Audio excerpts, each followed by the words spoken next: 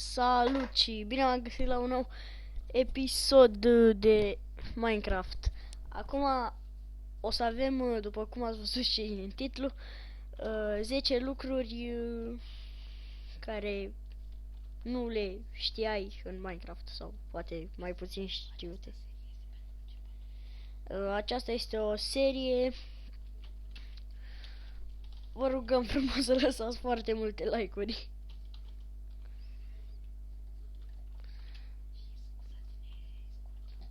Scuzați-ne că nu am mai postat de mult. De foarte mult timp. Da. Numărul 1. Numărul 1. Iron Golemul.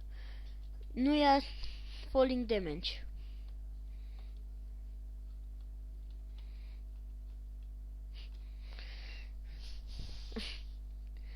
Numărul 2.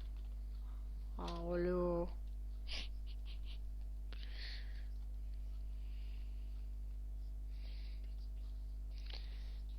Nici ocelotul nu ia nu ia damage.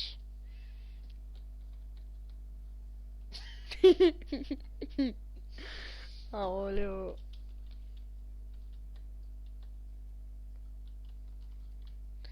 După cum ați văzut, un animal lua damage și poate chiar murea de la înălțimea aceasta.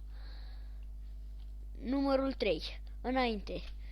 Înainte se putea crafta Golden Apple-ul din Iron Nuggets, dar acum în versiunile noi 1.9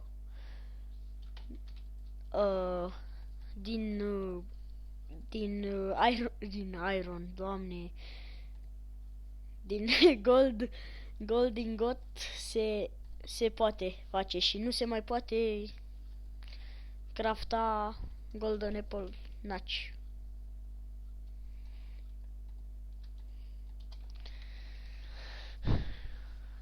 Numărul 4. Avem un nou monstru care se care se spanează pe Peaceful din 1.9. Este Peaceful, uitați.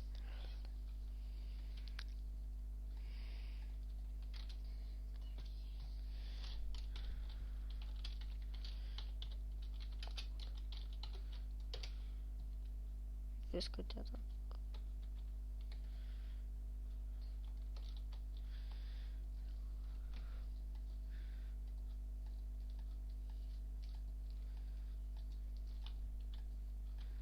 După cum vedeți, are foarte... Ne ducem după ea. Sau nu. Bun. Al 5-lea lucru. Un bloc se poate împinge cu un piston de picios sau piston simplu, dar în fornal nu se poate.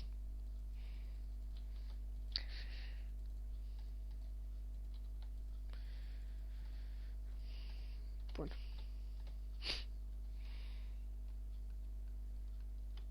Al 6-lea sau al 7-lea? Nu știu. În fine. Așa, din shulker după cum ați văzut, se primește un item. Dropează un item. Așa se face un fel de chest din el. Și dacă îl spargi, nu cad itemele. Este ca un ender chest.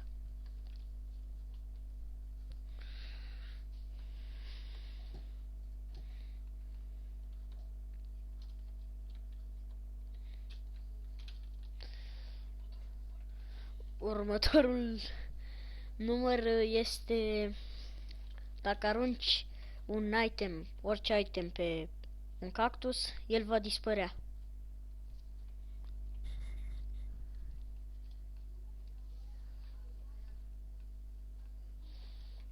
Următor, următorul este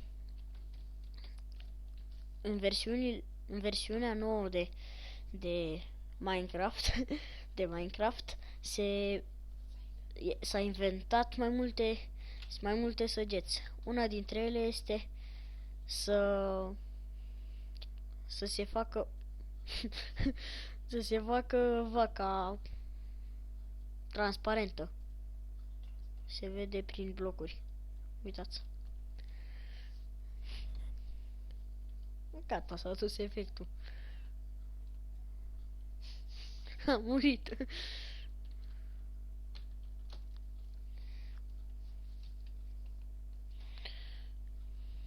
Următorul este un pat în Nether.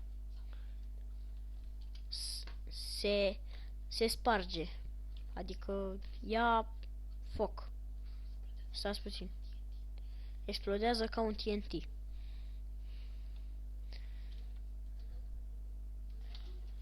Explodează chiar mai mult ca un TNT.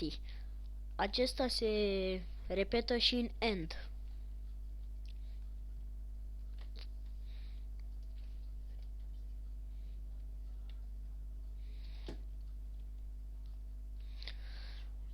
Și ultimul, dar nu cel din urmă, dacă apeși cu o foarfecă pe Snow Golem, îi se va lua capul. Sau dovleacul după capul lui. Dați ce față funny are.